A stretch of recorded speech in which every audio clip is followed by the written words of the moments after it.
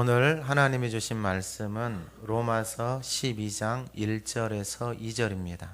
신약 성경 256쪽 로마서 12장 1절에서 2절 말씀을 봉독하실 때 하나님의 음성을 듣는 시간 되시기 바랍니다. 그러므로 형제들아, 내가 하나님의 모든 자비하심으로 너희를 권하노니 너희 몸을 하나님이 기뻐하시는 거룩한 산 제물로 드리라.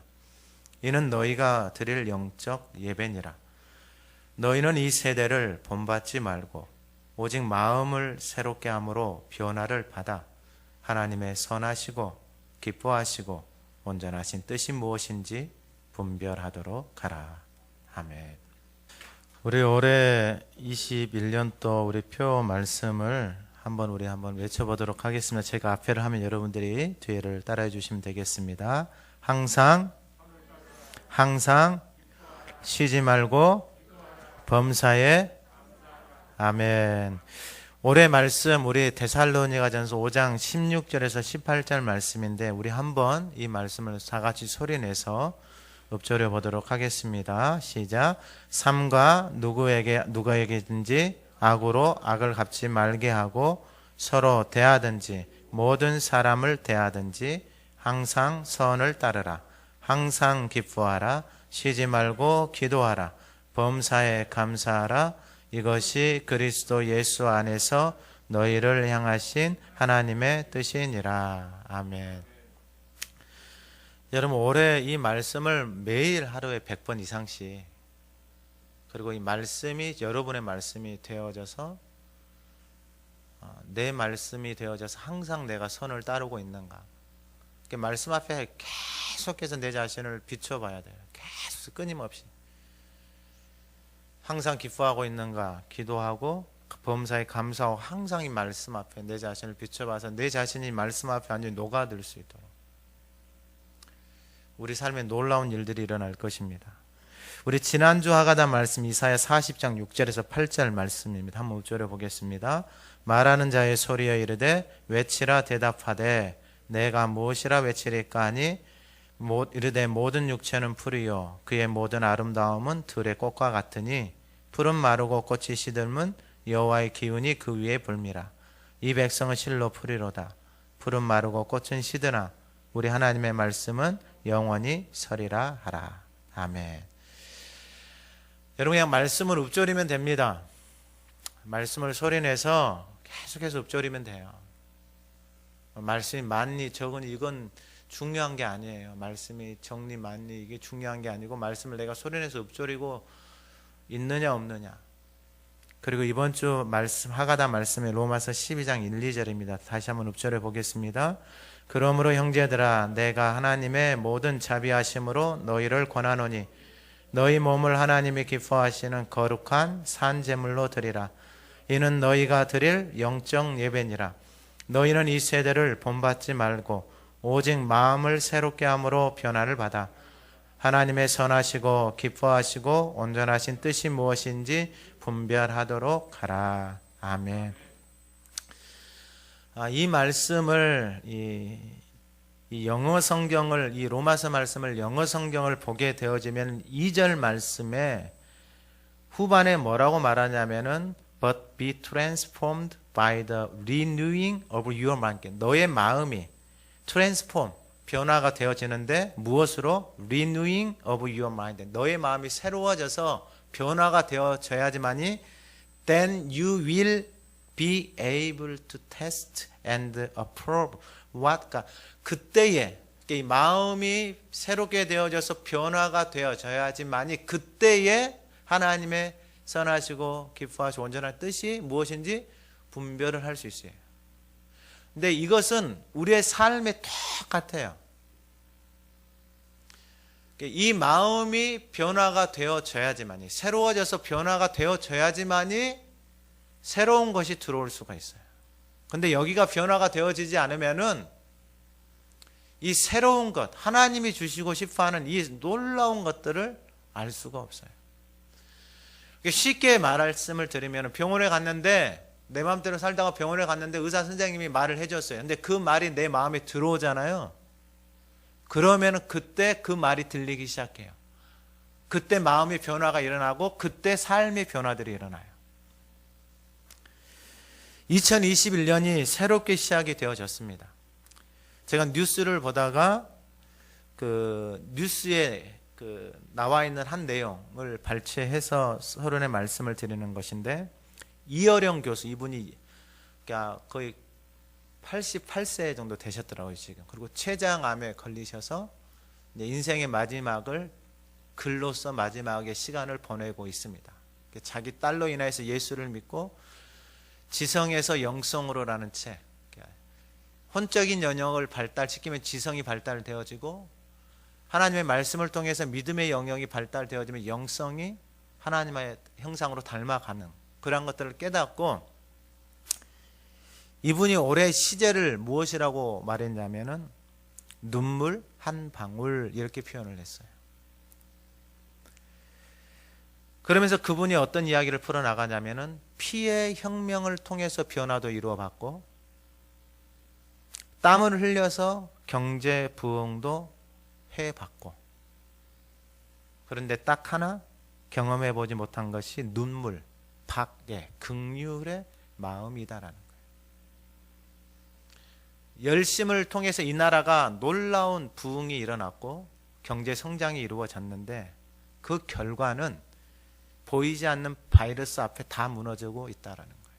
그만큼 인간의 존재가 연약하고 나약하다라는 거예요. 이것이 깨달아지는 인생. 그 바이러스, 보이지 않는 바이러스 하나 앞에서도 이렇게 무기력한 존재, 그래서 숨어서 지낼 수밖에 없는 존재인 것이 깨달아지는 인생. 아, 나라는 인생이 별거 없구나. 이 땅에서 주어지는 인생이라는 삶이 별것이 없구나가 깨달아진 사람은 하나님을 찾기 시작합니다. 이것이 마음에, 이 코로나를 통해서 깨달아진 사람, 마음의 변화가 일어난 사람들은 그것을 바라보기 시작합니다. 그러면서 뭐라고 말하냐면은, 나를 위해서가 아니라 타인을 위해서 흘리는 눈물, 인간의 체온이 담긴 따뜻한 눈물이 이 시대에 눈물 한 방울이 필요한 시대라고 그는 말하고 있습니다. 그러면서 인류는, 이 땅은 이미 피의 논리, 땀의 논리를 가지고 생존할 수 없음을 알게 된 것이에요. 기술, 과학, 경제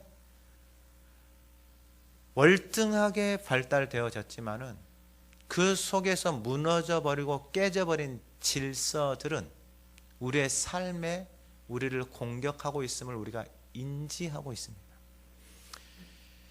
그리고 또 어느 나라에서는 이러한 연구를 했습니다.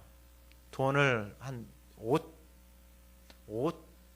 5천억에서 한 8천억 정도 돈을 들여서 지구가 아닌 다른 곳에 지구와 똑같은 환경을 조성해서 인간이 살 수 있다라고 생각을 해서 어마어마한 천문학적인 돈을 투자해서 똑같은 환경을 만들었어요. 그래서 그곳에다 모든 식물들, 심지어 바다까지 다 넣어서 만들어 놨어요. 그리고 그 안에는 과학자들만 들어가서 자급자족하면서 살아갈 수 있을 것이다 생각을 하고, 그러한 프로젝트를 진행을 해서 그 안에 들어갔습니다. 결과는 대실패입니다. 자연의 질서, 자연의 조화, 그것을 인간이 통제할 수 있고 컨트롤할 수 있다라고 착각한 그것에 대한 결과는 비참할 정도로 파괴가 되어져 버렸습니다. 제가 그것을 보고 자연을 곰곰하게 생각을 해봤습니다. 우리의 몸의 온도가 그 상태로 계속해서 유지가 되어지고, 우리가 살아가고 있는 이 환경 속에서 빛이, 산소가 공급이 되어지는 이것이 정말 놀라우신 하나님의 은혜인 것. 하나님이 베풀어 주시고 하나님이 이끌어가지 않으시면은 아무리 뛰어난 그 인간의 영역을 가지고 할 수 없다라는 것을 다시 한번 생각하게 되어졌습니다.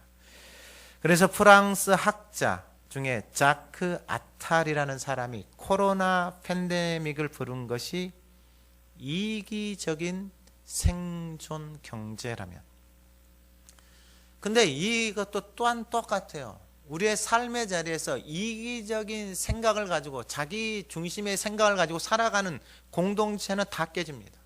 그것이 심지어 가정이다라고 할지라도. 그러면서 보이지 않는 그 바이러스, 즉 자신을 이기적인 생존 경제로 인하여서 이러한 코로나 팬데믹이 왔고, 이제 인류는 이타적인 생명 경제로 나아가야 한다라고 그는 말을 하고 있습니다. 그런데 어떻게 보면 이것이 오늘날 교회를 향한, 이미 교회는 이 시대 속에 이러한 것들이 이미 준비가 되어져 있어야 하는 것입니다. 그래서 이러한 시대가 왔을 때 사람들이 그러한 이타적인 삶을 살아가고 있는 교회 공동체, 그러한 사람들의 목말라 하고 있는 것입니다. 그런데 우리의 삶의 현실 주소를 보게 되어지면 그것이 가정에서조차도 이루어지지 못하고 있는, 여러분, 가정에서 되어지지 않는데 공동체 속에서, 우리의 삶의 자리에서 이것은 될 수가 없는 것입니다. 그러면 이대로 손을 놓아야 할 것인가? 아닙니다. 제가 송구영신 예배를 드리면서 새해를 시작하면서 여러분들에게 던졌습니다. 정말 나의 삶이 하나님을 위해서 드린 삶이 있는가? 여러분, 그것은 정말로 곰곰하게 되씹고 씻고 되새김해봐야 할 질문입니다. 제가 그 유영애 목사님의 그 모습을 보면서 하나님이 자식을 키운다라는 게 무엇인지를 알겠는 거예요. 하나님이 키워가시고 하나님이 돌보신다라는 게 무엇인지를 알겠다라는 거예요. 내 스스로가 내가 하나님 앞에 드리고 있는 것이 정말 하나님 앞에 드리고 있는 것인가? 이것을 정말로 되새겨 봐야 합니다. 정말로 내가 하나님 그분만을 위해서 드린 시간이 있고, 그분만을 위해서 드리는 마음이 있고, 헌신이 있고, 물질이 있고, 정성이 있는가를 살펴봐야 합니다. 그때 하나님이 일하시고 돌보시기 시작하는 것입니다. 오늘 본문의 제목이 하나님의 뜻입니다. 도대체 하나님의 뜻이 무엇일까? 도대체 하나님의 뜻을 어떻게 알 수 있을까? 오늘 본문의 첫 번째가 뭐냐면은 바로 내가 산 재물이 되는 것입니다. 말 그대로 살아있는데 재물이 되어지는 거예요. 살아있는데 재물이 되어졌다라는 것은 살아있지만은 나는 하나님 앞에 드려졌다라는 거예요. 나의 생각, 나의 행동, 나의 모든 것이 그분 앞에 온전하게 드려져 있는 것, 그것이 산 재물, 나는 하나님의 것이다 라는 거예요. 좀 더 쉽게 표현하면은 아브라함이 이삭을 하나님 앞에 드리잖아요. 성경에 보면 이삭이 뭐 특별한 게 없어요. 근데 아버지가 하나님 앞에 이삭을 드릴 때 이삭은 하나님 앞에 온전하게 드려져요. 그게 바로 산 재물이에요. 그러면 하나님이 이삭을 받으시고 하나님이 준비하신 게 어린 양이에요. 그러니까 내가 하나님 앞에 드려지잖아요. 산 재물이 되어져서. 그러면 하나님이 이미 어린 양을 준비해 놓고 계세요. 그러니까 내 자신이 살아있는데 하나님 앞에 드려진 거예요. 그러니까 나의 생각, 나의 경험이 아니에요. 신앙에 내가 지금 하나님 앞에 산 재물 되어져서 드리는 예배인가? 비대면으로 가정 안에서 내가 하나님 앞에 살아있는 재물로 하나님 앞에 드려져. 나는 몸뚱이가 육체적으로 아직 살아있고 생각이 살아있고 몸이 살아있지만은 이것이 하나님 앞에 살아있는 재물로 드려져 있는가가 중요한 거예요. 오늘 본문 1절에 그러므로 형제들아 이렇게 말을 하고 있어요. 그러므로 앞에 말씀을 다 받는 것이에요. 근데 앞에 말씀을 다 설명하기는 그렇고 9장에서 11장이 이스라엘 백성들이 왜 하나님의 선민이고 하나님의 자녀인데, 특별히 로마서 9장 4절에 뭐라고 말하냐면은 이스라엘 사람이라 그들에게는 양자됨, 그러니까 하나님의 양자, 영광, 언약, 율법, 예배, 약속들, 조상들, 전통들, 이스라엘 자녀들에게 이것이 있었어요. 그런데 왜 하나님 앞에 버림받은 것처럼 되어져 있느냐라는 거예요. 사도 바울이 본인도 이러한 인생이었거든요. 이스라엘이고 가말리엘 수마에서 공부했고 바리새인이고 다 가지고 있는 거, 이 사람들이 다 가지고 있는 거. 근데 그의 인생이 바뀌었어요. 예수를 만나고 바뀌었어요. 근데 그들은 여전히 예수를 모르고 자기들 열심으로 여전히 살아가고 있는 그들의 모습을 보면서 너무 안타까워하고 있는 거예요. 그들의 모습, 그들의 생각, 그들의 방법, 그들의 언어, 그들의 삶의 모습을 그대로 가져가고 있는 그들의 모습이 너무나도 안타까운 거예요. 왜냐하면 자기도 그랬거든요. 오늘날로 표현하면은 모태신앙의 가정에서 태어나가지고 그냥 교회가 자기 집처럼 익숙해져 있는 사람들에게는 이 그 상황이 좀 더 쉽게 이해가 될 거예요. 저도 마찬가지죠. 저도 모태신앙의 가정에서 그렇게 신앙생활하면서 교회를 다녔던 그것이 익숙해져 있고 그것이 당연하다라고 생각을 하면서 살아왔던 저였죠. 근데 그러한 삶이 하나님 앞에서 하나님의 은혜 안에서 그런 하나님이 주신 것들을 누리면서 살아야 되는데 보니까 삶은 그게 아니에요. 도대체 하나님 왜 그렇습니까? 사도 바울이 하나님 앞에서 그 마음을 가지고 이 9장에서 11장을 쓴 거예요. 그 마음을 가지고. 그러면서 10장의 2절에 내가 증언하는 그들이 하나님께 열심히 있으나 올바른 지식을 따른 것이 아니니라. 하나님의 의를 모르고 자기 의를 세우려고 힘써 하나님의 의에 복종하지 아니하였느니라. 그리스도는 모든 믿는 자에게 의를 이루기 위하여 율법의 마침이 되시니라. 자기들이 율법을 열심히 섬기고 율법의 의를 이루어가고 교회를 열심히 다니고 있는데 그게 다 누구를 위한 거예요? 자기 의를 위한 거예요. 왜요? 그 안에 예수가 없으니까, 생명이 없으니까 그러는 거예요. 자기 안에 생명이 없으니까 율법의 마침이 누구다고 말씀하고 있는 거예요? 예수다 이 말이에요. 근데 예수를 죽여버려요. 자신들이 율법을 섬긴다라고 하는데 이게 얼마나 모순되고 거짓된 삶을 살고 있는지를 깨닫지를 못하는 거예요. 근데 바울이 예수를 만나고 나니까 깨달아진 거예요. 율법의 마침이 예수인 것이 깨달아진 거예요. 그러니까 그분을 섬기고 그분의 말씀을 듣고 그분의 삶을 바라보고 그분이 말씀하신 걸 쫓아서 그 생명 안에서 살아가는 거예요. 그래서 바울이 내 생명, 그 생명을 알고 나니까 내 생명이 없어지더라도 당신들이 하나님 앞에 돌아오는 것을 내가 원합니다라고 바울이 고백할 수 있는 거예요. 근데 그들은 열심히 교회 생활을 하는데 다 자기 의를 위해서 교회를 다니고 있는 거예요. 그러니까 이게 헛된 신앙생활이에요. 그것을 9장에서 11장에 바울이 깨닫고 써놓은 거예요. 그러면서 12장에 오늘 본문에 그러므로 형제들아 살 길을 가르쳐주고 있는 거예요. 우리가 살 길이 어떠한 길인가를 가르쳐주고 있는 거예요. 그게 바로 첫 번째 산재물.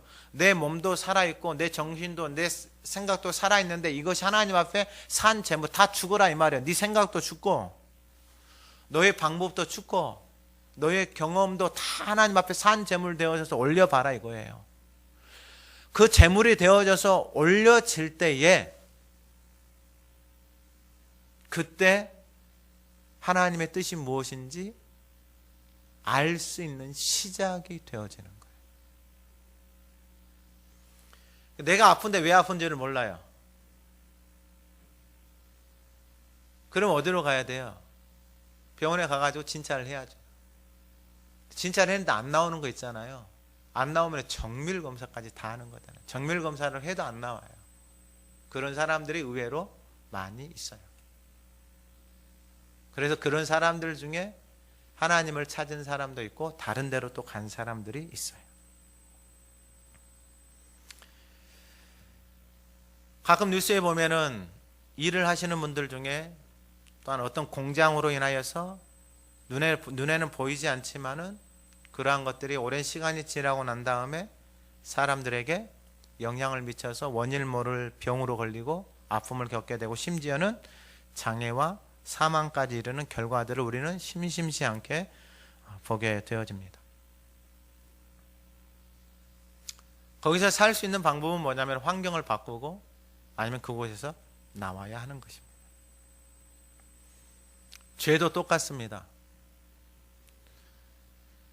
그 죄의 환경 속에 머물러 있으면은 여러분 그 죄의 환경으로 점점 우리의 삶이 죽어갑니다. 내 자신도 죽어갑니다. 환경을 바꾸든지 그곳에서 나와야 하는 것입니다. 우리의 신앙의 모습이 하나님 앞에서 내가 올 한 해 하나님 앞에서 산 제물이 되어져야 되겠다라고 결단할 수 있는 저와 여러분들이 되기를 소망합니다. 산 제물이 되어진다라는 것은 예배의 태도, 예배의 모습, 예배를 대하는 나의 자세가 바뀌는 것하고 똑같습니다. 그리고 코로나 팬데믹으로 인해서 그것이 내 삶에 영향을 미치지 못하도록 철저하게 분리가 되어져 있습니다. 그리고 마스크를 쓰고 입을 가리고 아무 그런 것들 접촉이나 노출이 되어지지 않도록 자기 자신을 지키고 보호하는 것입니다. 우리가 죄에 대해서도 이러한 민감함을 가지고 살아간다면은 우리 스스로를 지킬 뿐만 아니라 저와 여러분들이 하나님 앞에 그러한 산 제물이 되어질 수 있는 그러한 준비를 하고 있는 것하고 똑같다라는 것입니다. 그 산 제물이 되어지기 위해서 그러므로라는 접속을 통하여서 내가 하나님의 모든 자비하심으로 너희를 권한다 이렇게 말을 합니다. 하나님의 모든 자비하심. 제가 이 말씀을 보면서 은혜가 되는 거예요. 하나님의 모든 자비하심. 그만큼 하나님의 그 자비하심이 그 영혼들을 향한 그 긍휼의 마음이 넘쳐 흘러 있다라는 것이에요. 왜냐하면 바울이 이것을 깨닫고 나니까 그렇게 살아가는 모습들이 너무나도 안타까운 거예요. 저렇게 살아가고 있는 모습이 이게 자신의 목숨을 내어줄 만큼 안타까운 거예요. 신앙생활을 하고 있는데 전혀 삶의 변화도 없고 은혜도 없고 하나님이 주신 그런 것을 누리지 못하고 살아가고 있는 그 모습이 너무나도 안타까운 거예요. 그래서 바울이 뭐라고 말해요? 하나님의 모든 자비하심으로 너희들에게 권한다. 너희들을 초청한다. 그 하나님의 마음이 그 안에 부어졌다라는 것입니다. 그래서 그들을 부르는 거예요. 권한다라는 게 뭐냐? 그들을 초청하는 거예요. 하나님의 마음으로 초청하는 거예요. 우리가 다른 사람을 초청하고 그 사람들을 대할 때 이 긍휼의 마음, 하나님의 자비의 마음이 저와 여러분들에게 부어지기를 간절히 소망합니다. 그래서 심지어 9장 3절에 로마서 9장 3절에 나의 형제 곧 골육의 친척을 위해 내 자신이 저주를 받아 그리스도에게서 끊어질지라도 그들이 하나님 앞에 돌아오기를 원한다라는 것이 바로 바울 안에 있는 자비의 마음이다라는 거예요. 우리에게는 이 마음이 있어야 됩니다. 내 삶의 자리에서 내가 속해져 있는 자리에서 여전히 하나님을 모르고 살아온 대로 과거의 습관대로 가정에 흘러내려 그러한 거짓된 모습을 따라서 살아가는 삶이 우리 안에 보일 때에 그 악을 악으로 갚기 시작하면 악은 결국 사망밖에 나오지 않습니다. 그러면 왜 그러한 모습을 보고 나는 악을 악으로 대할까? 여전히 내 안에 그 악이 나를 주장하고 있기 때문에 그렇게 나갈 수밖에 없는 거예요.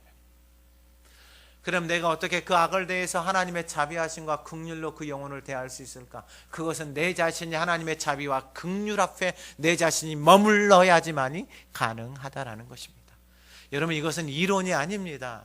이것은 지식이 아닙니다. 내 삶에 내가 하나님의 자비와 긍휼 앞에 내 자신이 드려져서 그분의 자비와 긍휼이 내 안에 부어질 때에 그 영혼이 긍휼의 마음으로 보이기 시작하는 거예요. 여러분 얼마나 여기가 악으로 충만하면 사랑하는 사람 앞에서도 그렇게 악을 쏟아내겠어요? 여러분 얼마나 인생이 불쌍하냐고요. 한번 생각을 해보세요. 여기 있는 미움이, 여기 있는 원망이, 불평이, 시기가, 질투가 그 영혼을 꽉 잡고 있는 것 아니에요. 그래서 그것을 사랑하는 사람들 앞에서 막 쏟아내고 있는 그 모습이 아름다워 보여요? 아니요. 근데 왜 그렇게 살아요? 그렇게밖에 배우지를 못했어요. 그렇게밖에 살아오지를 못했기 때문에 그렇게 살아가는 거예요.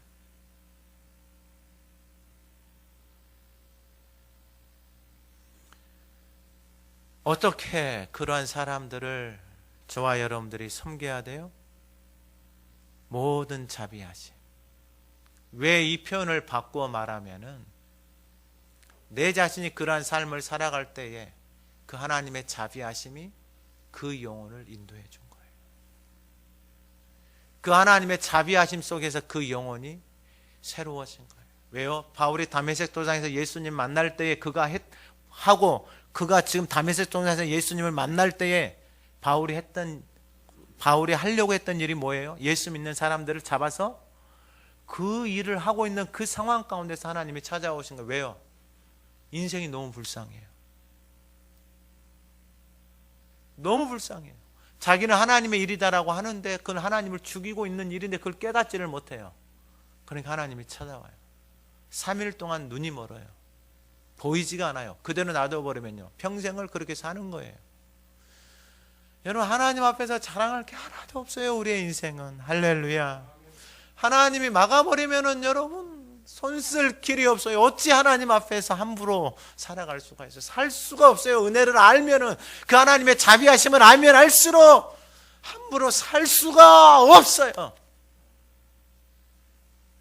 근데 이게 우리의 삶의 자리에서 안 돼요. 그 죄의 길들이, 그 죄의 생각들이 내 삶에 이미 길들여져 있기 때문에 이게 안 되는 거예요. 그래서 히브리서에서는 죄와 싸우래, 피 흘리기까지 싸우라고 말하는 것이 이해가 되어지는 거예요. 그만큼 우리의 인생을 어둠으로 거짓으로 끌고 가려고 하는 게 죄예요. 죄 바꿔야 돼요. 우리의 삶의 자리를 바꿔버려야 돼요. 죄의 모든 것들, 노출되어져 있는 모든 것들을 바꿔버려서 너희 몸을 누가 기뻐하시는? 하나님이 기뻐하시는. 할렐루야. 여러분, 예배는 누가 기뻐하셔야 돼요? 하나님이 기뻐하셔야 돼요. 여러분, 제물을 드리는데 우리 옛날에 제사 같은 거 드려봤죠? 제사 같은 거 드려보면은 뭐 부정탄다 못한다 이런 거 들어보셨잖아요. 제가 몇 번 말씀을 드렸죠. 무당이 작두 타고 구다고 있는데 가니까 소금을 제 앞에다 뿌리는 거예요. 재수 없다 이 말이에요. 그러한 경험들이 간혹 있어요. 병원에서 정말 기도할 때도 그 자매가 나갔다 들어와요. 나갔다가 바로 앞에 있는 자매가 한 시간 정도 있다 들어와요. 그래서 사연을 물어보니까 기도하는데 도저히 옆에 있을 수가 없다라는 거예요. 그래서 사연을 들어보니까 자기 엄마가, 자기 집안이 무당 집안이에요. 무당 집안. 그래서 그 무당도 종류가 있거든. 강신무가 있고 접신무가 있고 학습무가 있고 그래요. 근데 이 사람은 보니까 강신무야. 가정 내대로 이게 내려와요. 근데 엄마가 그것을 안 받으려고 교회를 갔어요. 근데 교회가 그걸 해주지를 못해요. 귀신이 그 몸을 눌러요. 죽음 앞에까지 가요. 그러니까 그 딸이 교회를 갈 수가 없는 거예요. 두려워서. 그러한 상태인데도 불구하고 여러분, 우리가 참으로 어리석습니다. 너희 몸을 누가 기뻐하시는? 하나님이 기뻐하시는. 여러분, 그러한 귀신들 앞에 드리는 것도 부정탄다. 우리가 제사 드릴 때도 부정탄다. 그렇게 하면서 우리가 하나님 앞에 예배를 드리고 산제물 되어져서 오는데 교회에 와가지고 막 분주하고 다니고 예배 드리는 자세로 하나님 앞에 드려도 부족한데, 그게 산제물인데, 여러분, 하나님이 기뻐하시는 모습으로 그분 앞에서 예배를 드려야죠. 내가 드리는 것이 그분이 기뻐하시는가 물어봐야죠.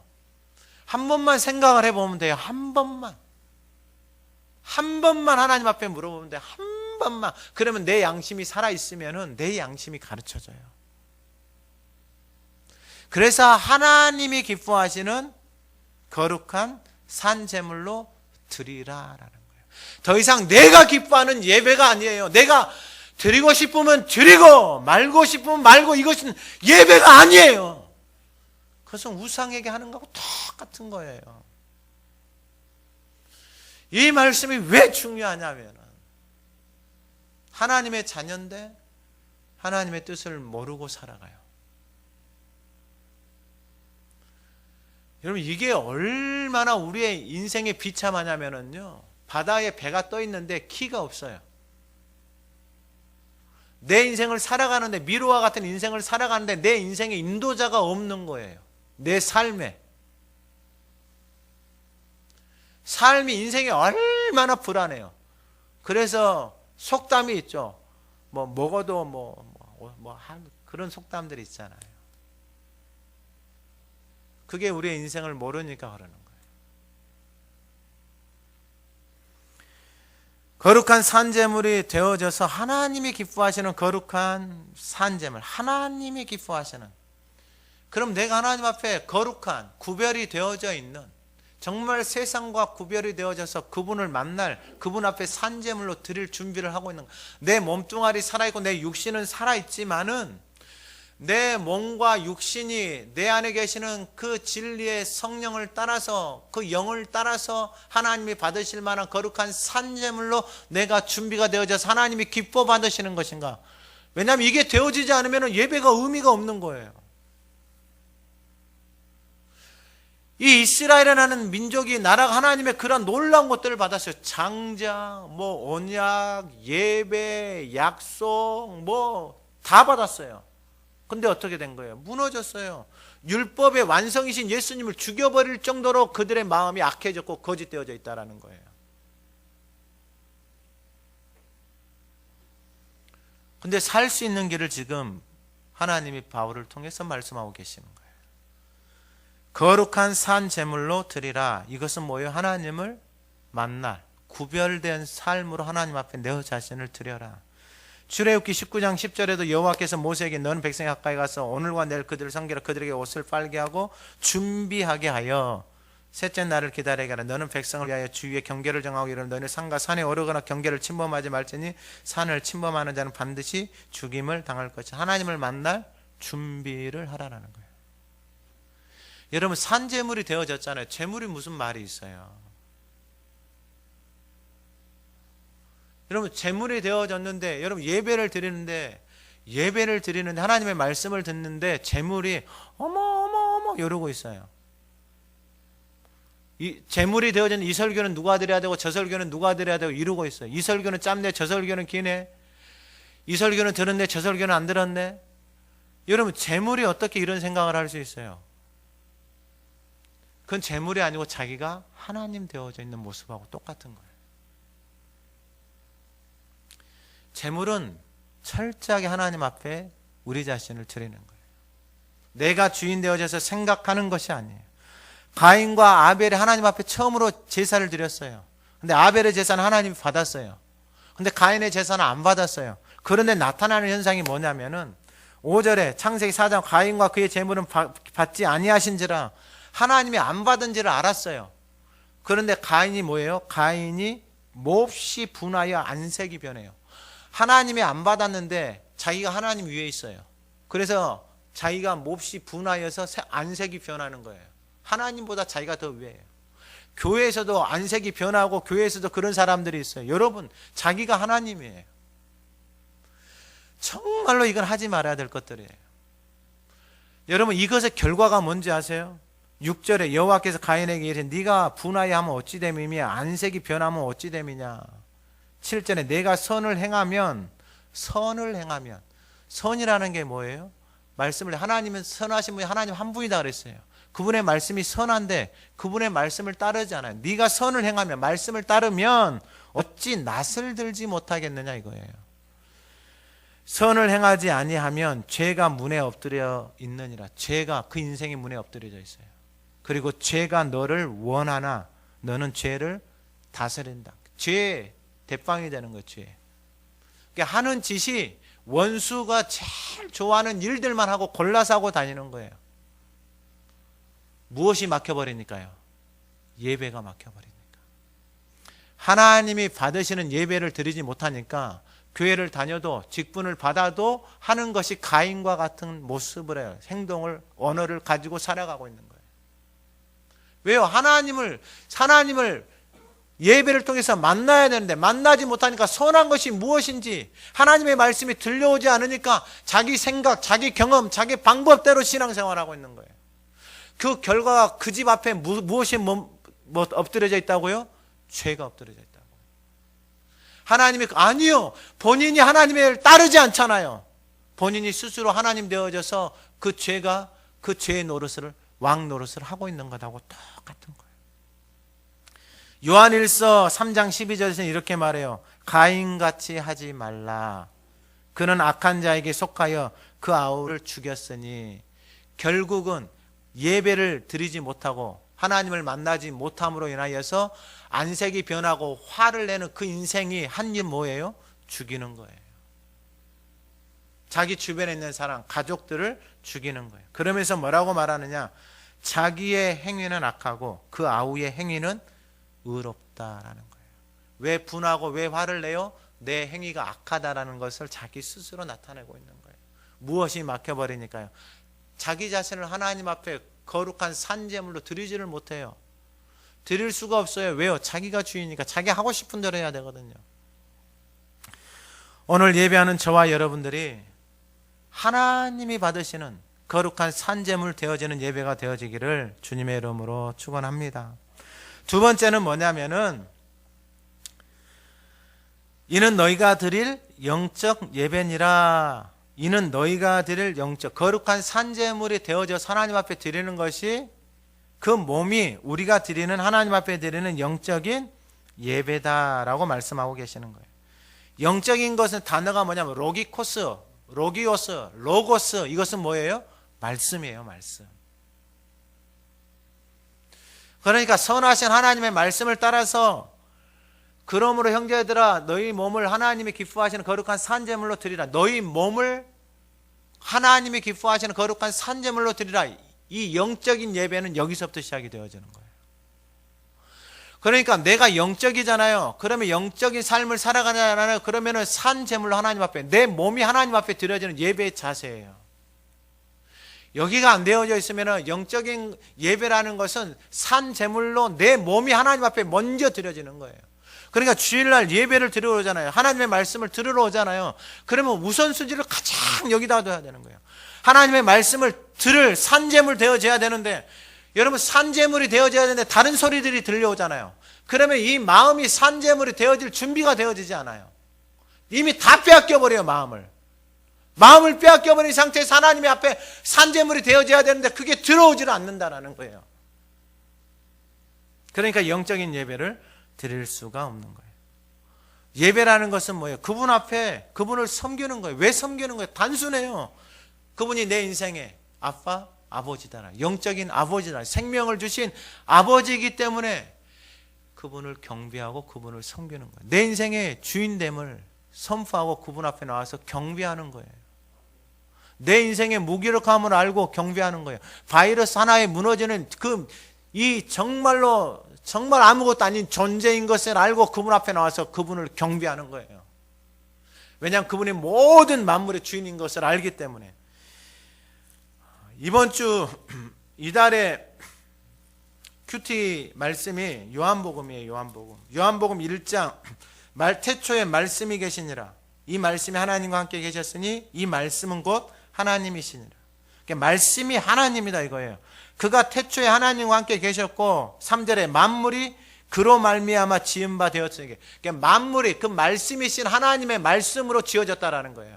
그러니까 이 모든 만물이 그분의 말씀으로 창조가 되어졌기 때문에 그분의 말씀을 따라서 모든 만물들 미생물조차도 보이지 않는 바닷속조차도 보이지 않는 하늘조차도 우주 만물조차도 질서 있게 돌아가는 거예요.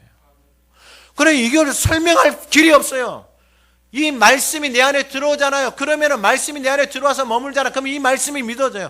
그런 모든 만물이 하나님의 자연의 질서 창조의 섭리를 따라서 지어진 것인 것을 깨닫게 되어지는 거예요.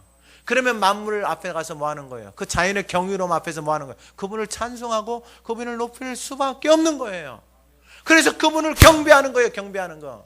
우리 인간이 얼마나 어리석냐면은 로마서 이 앞에 보면은 1장에 보면은 그 하나님을 경배하지 않으니까요. 나타나는 현상이 뭐냐면은 로마서 1장 22절에 스스로 지혜 있다는 어리석게 되어 23절 썩어지지 아니하는 하나님의 영광을, 썩어질 사람, 그게 자연을 숭배해요. 돼지머리 놓고 숭배하고요. 별것을 다 놓고 숭배해요. 그걸 경배하고 있어요.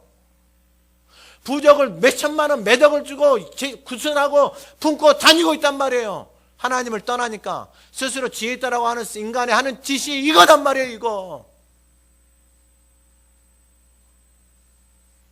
하나님을 떠나는 모습에 나타나는 결과가 이거단 말이에요. 어찌 하나님을 경배하지 않고 살 수가 있어요?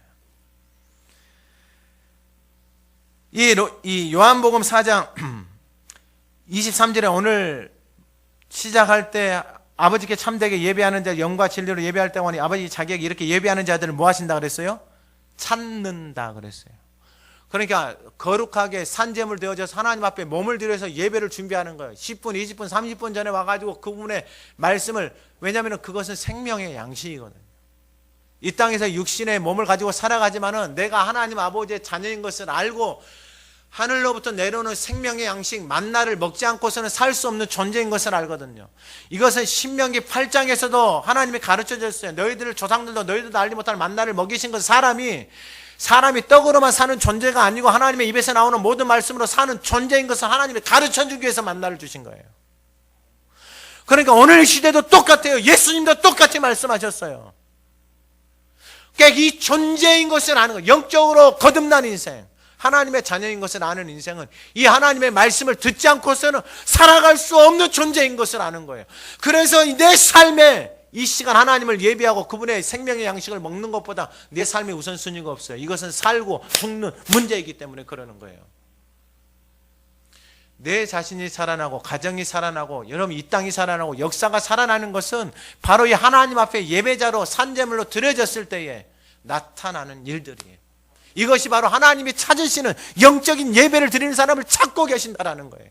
오늘도 이곳에서 예배하고 가정에서 예배하는 저와 여러분들을 하나님이 찾으시는 예배자 그 한 사람이 저와 여러분이 되기를 간절히 소망합니다. 히브리서 4장 16절 그러므로 우리는 그의 긍휼하심을 받고 때를 따라 돕는 은혜의 보좌 앞에 담대히 나아가요. 은혜의 보좌 앞에. 그리고 히브리서 10장 19절 그러므로 형제들아 예수의 피를 힘입어 성소에 들어갈 담력. 성소는 하나님을 만나는 곳이에요. 하나님을 만나는 곳. 예수의 피를 힘입어 성소에 들어갈 담력을 얻었나니 20절 그 길은, 이게 중요해요. 그 길은 우리를 위하여 휘장 가운데 열어놓은 새로운 살길. 그 길은, 예수님을 통해서 열어놓은 길은, 그 길은 새로운 살길이에요. 더 이상 옛길, 내가 살아온 길로 아무리 다녀도 거기는 생명이 없어요. 새로운 살길, 그 길이 뭐냐면 예수의 피를 힘입어 성소로 들어가는 길, 하나님을 만나러 가는 길, 하나님을 예배하러 가는 그 길이 새로운 살길이다라는 거예요. 21년 여러분 우리의 신앙생활이에요. 저와 여러분들이 하나님 앞에 섬기는 이것이, 세상 사람들이, 교회 다니는 사람들이 그냥 교회를 다니고 직분을 받고 어떻게 다닌다라고 하더라도 저와 여러분들은 이 새로운 살길, 그게 생명의 길이거든요. 그 길로 저와 여러분들이 21년에 마음껏 들어갈 수 있기를 주님의 이름으로 축원합니다. 하나님이 찾고 계세요.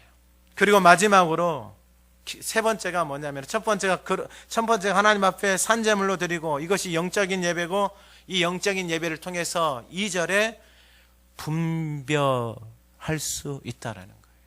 우리 2절 말씀을 같이 한번 읽어봅니다. 시작. 너희는 이 세대를 하나님의 선하시고 기뻐하시고 온전한 뜻이 무엇인지 분별하도록 하라. 아멘. 말씀을 이걸 마지막에 세 번째가 분별이다라는 거예요. 분별. 여러분 사람이 얼마나 어리석냐면은요, 분별을 못해요. 이것이 똥인지 된장인지 분별을 못해요. 여러분 젊은 자녀들 신천지로 빠지고 이단으로 빠지잖아요. 왜 빠져요? 분별을 못해요. 이것이 죽는 길인지 사는 길인지 분별을 못해요. 여러분 교회를 다니고 신앙생활을 하는데요, 내가 지금 하나님 앞에서 섬기고 하나님 앞에서 살아가는 것이 정말 하나님이 기뻐하시는 것인지 하나님의 은혜를 받고 살아가시는 것인지 분별을 못해요. 그만큼 무감각해져 버렸어요. 2절에 이 분별이 어떻게 일어나냐면요, 너희는 이 세대를 본받지 말고 이 세대를 본받지 말라라는 거예요. 이 세대를 본받지 말라, 이것은 같은 모양이 되는 거예요. 흉내내는 거예요. 올해 말씀 중에 데살로니가서 5장 18절 이후에 이 살전 5장 18절, 이것이 하나님의 뜻이니라 너희는 성령을 소멸치 말며 예언을 멸실치 말며 악은 어떤 모양이라도 버리라, 이렇게 말. 악은 어떤 모양이라도 버리라 이 말이에요. 악은 어떤 모양, 흉내도 내지 말라 이거예요. 여러분, 이 하나님의 말씀이 들어오니까요, 이 말씀이 깨달아져요. 악은 모양조차도 흉내내지 말고 집에도 놓지 말라라는 거예요. 악한 것은. 근데 요즘 보면은 나타나는 젊은 아이들에게 나타나는 보여지는 것들이 있잖아요. 그러면은 그 악한 것인지 무엇인지 분별을 못해요. 이것이 나를 죽이는 것인지 살리는 것인지 분별을 못해요. 분별을 못하니까요, 그 악한 것을 모양을 흉내내고 따라가고 있고 별짓을 다 하고 있어요. 여러분 보세요. 그게 지금은 좋은 것처럼 보이고 멋진 것처럼 보이잖아요. 여러분, 그것이 그 영혼을 얼마나 황폐하게 만들어버리는지를 깨닫지를 못하는 거예요. 깨닫지를. 여러분, 악한 모양, 남 이야기하는 거, 흉내내는 거, 세상을 쫓아가고 이 세상의 풍조를 쫓아가고 그것이 멋있게 보이고 아무렇지도 않게 보이는 거잖아요. 여러분, 이것이 우리의 삶을, 우리의 영혼을 얼마나 황폐하게 만들어버리는지를 보셔야 돼요. 세상 풍조를 쫓아가서 세상 사람들이 얻는 것을 얻어요. 가진 것을 가져요. 성공을 해요. 부러울 만큼 얻어요. 근데 어떻게 돼요? 그 사람이 정말 행복해 보여요? 아니에요. 제가 이 앞에 한데 요즘 드라마 중에 펜트하우스라는 드라마가 있더라고요. 근데 그 조카놈이 그걸 보고 있는 거예요. 내가 깜짝 놀래가지고. 내가 보니까 그 드라마 자체가 완전히 막장이에요, 막장. 근데 그걸 흉내내고 있단 말이에요. 흉내내고 있어요. 그걸 보고 있단 말이에요. 어떻게 돼요? 몸과 마음과 영혼이 망가져 버리는 거예요. 망가져 버리는 거예요. 제가 봐도 너무 막 나갔어요. 막 나가. 근데 그것을 드라마에서 아무렇지도 않게 나타내고 보여줘요.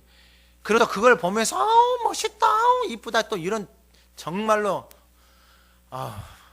그런 사람들이 있어요. 이게 제정신이냐고요.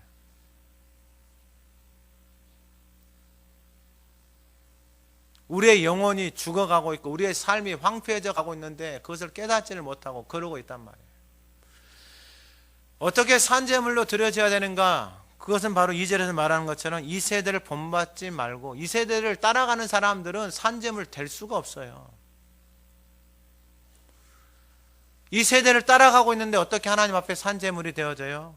그리고 이 세대를 따라가고 있는데, 본받고 있는데 마음을 새롭게 함으로 변화를 받아 새롭게 할 수가 없어요. 변화를 받을 수가 없어요. 왜요? 이미 이 세상의 풍조, 이 세상의 생각, 이 세상의 가치관, 이 세상의 것들이 그 마음을 뭐하고 있냐? 다 사로잡고 있는 거예요.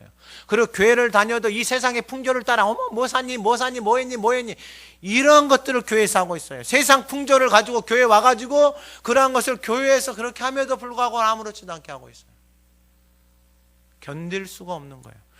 여러분, 저도 견디기가 힘들어요. 그 집의 주인이신 하나님은 어떨 것 같아요? 말할 것도 없죠. 말할 것도 없죠. 여러분들의 자녀가 집에 그러고 들어오면 견딜 수가 있어요? 견딜 수가 없죠.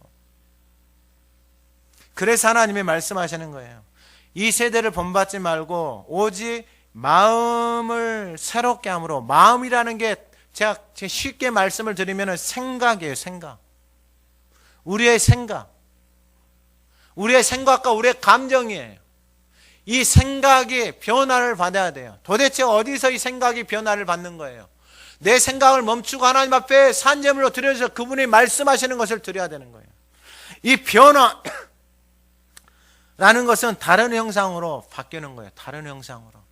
그러니까 다른 생각이 내 안에 들어와야지만이 이 마음의 변화를 일어날 수가 있는 거예요. 그러면 이 변화라는 게 뭐냐면 내가 이렇게 세상 풍조를 따라가니까 정말로 기쁘고 행복하고 내 가정이 편안하고 자녀들이 평안하고 만족감이 없다라고 하면은 그걸 따라가면 돼요. 근데 펜트하우스 보니까 그건 뭐 가관이에요, 가관. 한 자녀는 정말 이루 말할 수 없는 고통 속에서 또한 그러한 악들을 자녀들도 똑같이 흉내내고 있어요. 부모들이 하는 것을 자녀들이 똑같이 흉내내고 있어요. 변화를 받는다는 것은 그렇게 살면 안 되겠다라는 것을 깨달아지는 거예요. 여러분, 이게 은혜예요, 은혜. 그러한 변화를 받아서 하나님 앞에, 그러한 변화를 받아서 하나님 앞에, 그러한 마음의 변화를 받아서 그러한 마음의 자세를 고쳐서 마음의 생각을 바꿔서 그때 이제 하나님 앞에 나오는 거예요. 그때 하나님 앞에 말씀을 들을 준비, 그게 바로 산재물 되어져 있는 자세의 모습이에요. 그러나 여전히 마음속에는 세상의 생각, 가치관을 가지면서 하나님 앞에 앉아 있잖아요. 그것은 하나님 앞에 거룩한 산재물 되어져 있는 거 아니에요. 그러니까 하나님의 말씀이 들려오지를 못하는 거예요. 하나님의 말씀이 깨달아지지는 못하는 거예요. 내 인생에 분별이 없어요. 내 삶에 분별이 없어요. 내가 이것을 가야 되는지 말아야 되는지 분별이 없어요. 자녀들을 위해서, 내 인생을 위해서 선택해야 되는지 말아야 되는지 분별이 서지를 못하는 거예요.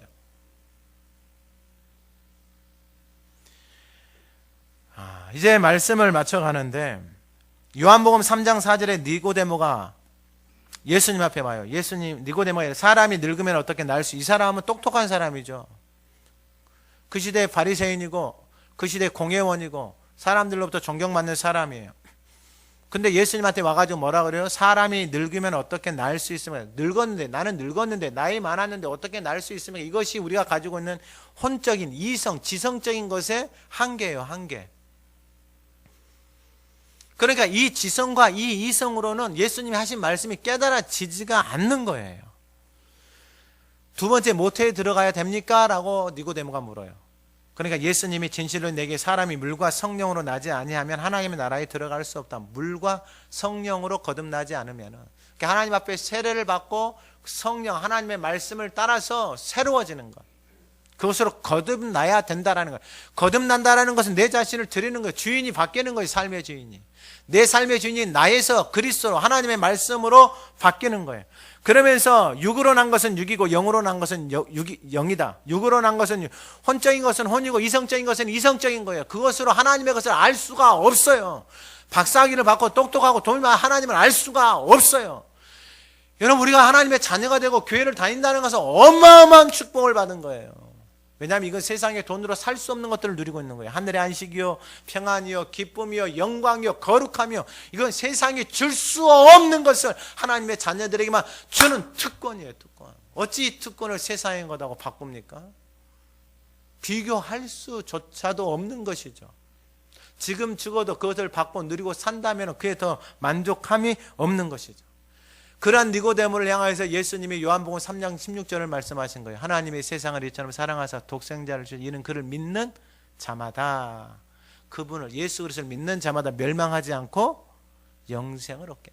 그 거듭남의 비밀이 누구를 통해서요? 예수 그리스도를 믿음으로 영원한 생명, 하나님의 나라에 들어갈 수 있는 비밀을 가르쳐 주신 거예요. 그리고 요한복음 19장 39절에 일찍이 예수께 밤에 찾아왔던 니고데모도 몰약과 침량 섞은 것을 100리트라쯤 가지고 누구에게 온 거예요? 예수님의 장사를 준비하러 온 거예요. 이것이 변화를 받은 거예요. 예수를 모시고 그분의 말씀이 내 안에 거해서 그분을 따라감으로 말미암아, 그분을 경배함으로 말미암아 그 안에 변화가 일어난 거예요. 처음에는요, 어떻게 거듭납니까? 다시 들어가야 됩니까? 이 정도 수준이었어요. 근데 예수를 믿고 하나님의 자녀가 되고 하나님의 나라가 보이기 시작하니까 그분의 장래까지 준비하는 믿음의 가문으로 하나님이 세우시는 거예요. 이제 말씀을 마치는데, 오직 마음을 새롭게 함으로 변화를 받아 하나님의 선하시고 기뻐하시고 온전한 뜻이 무엇인지 분별하도록 하라. 하나님의 뜻은 뭐냐면요, 바로 선하고 기뻐하시고 온전하시다. 할렐루야. 그러니까 하나님의 뜻은 항상 뭐예요? 항상 선하시다라는 거예요. 그리고 하나님의 뜻을 따라가면 항상 기쁨이 있는 거예요. 그리고 하나님의 선은 항상 뭐하다라는 거예요? 온전, 퍼펙트하다, 완전하다 이거예요. 여러분 이게 시편 1편의 3절에 그는 시냇가에 심은 나무가 철을 따라 열매를 맺어 그 잎사귀 마르지 않는 것 같은 그가 하는 모든 일들이 다 형통, 퍼펙트하다 이 말이에요. 그것이 바로 선을 따라서 살아가는 하나님의 자녀들의 모습이에요. 여러분 하나님 앞에 산제물 드려져서 우리가 하나님을 만난다라는 것은 무엇이냐면은 바로 이 하나님의 뜻은 항상 선하고 하나님이 기뻐하시고 완전하다라는 전제를 저와 여러분들에게 말씀하고 계시는 거예요. 그러니까 저와 여러분들이 하나님의 선을 따라간다, 하나님의 뜻을 따라간다라는 것은 뭐냐면 그분의 말씀을 따라가는 것이고, 그분의 말씀을 따라간다라는 것의 시작은 어디서부터 되냐면은 내 자신이 몸을 하나님 앞에 거룩한 산제물로 드려졌을 때에 그 안에서 하나님의 선하시고 기뻐하시고 온전하신 뜻이 무엇인지 마지막에 뭐라고 말해요? 분별한다라는 거예요. 이 시대를 살아가는데 하나님의 뜻이 무엇인지 분별할 수 있잖아요. 하나님의 선하시고 기뻐하시고 온전한 뜻이 무엇인지 분별이 되어져서 그 뜻을 따라가잖아요. 그 인생이 어찌 아름답지 않을 수 있겠느냐라는 거예요. 여러분 이 하나님의 선하신 뜻을 저와 여러분들이 알기 위해서 거룩한 산제물로 드려지기에 충분하지 않습니까?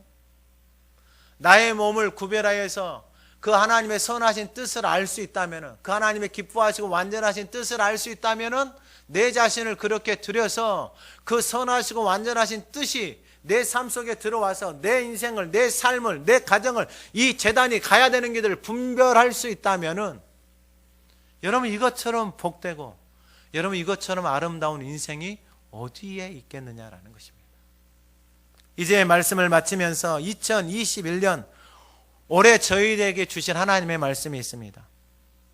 데살로니가전서 5장 15절에서 18절 말씀. 상가 누구에게든지 악으로 악을 갚지 말게 하고 서로 대하든지 모든 사람을 대하든지 항상 선을 따르라.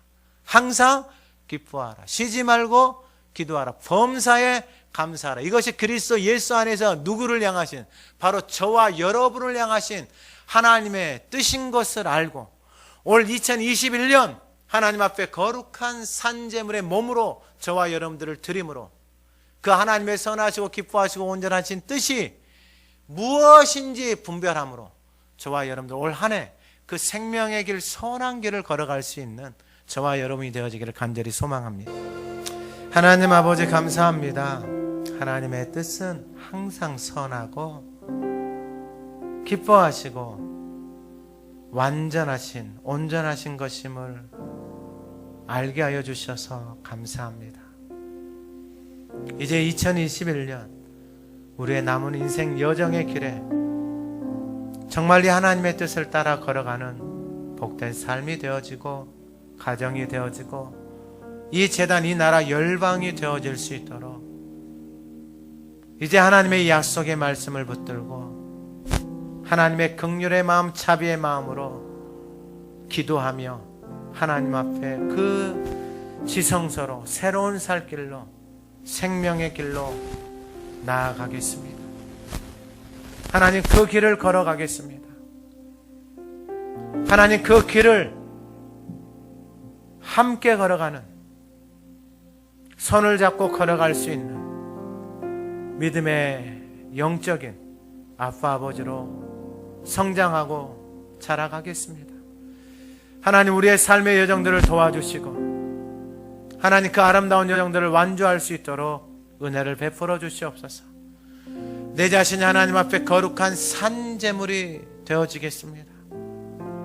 내 자신이 먼저 하나님 앞에 죽어서 그 하나님의 선하시고 기뻐하시고 온전하신 뜻을 분별하며 살아가겠습니다. 하나님 그 삶이 우리의 가정 안에, 하나님이 재단 안에 충만하게 이루어질 수 있도록 그것을 소망하며 그 길을 걸어가겠습니다. 하나님이 다짐이 우리 모두의 다짐이 되게 하시고 이 길이 오늘 예배하는 우리 모든 광명의 길들이 되어지며 가정의 길들이 되게 하옵소서. 예수 그리스도의 이름으로 기도드립니다. 아멘.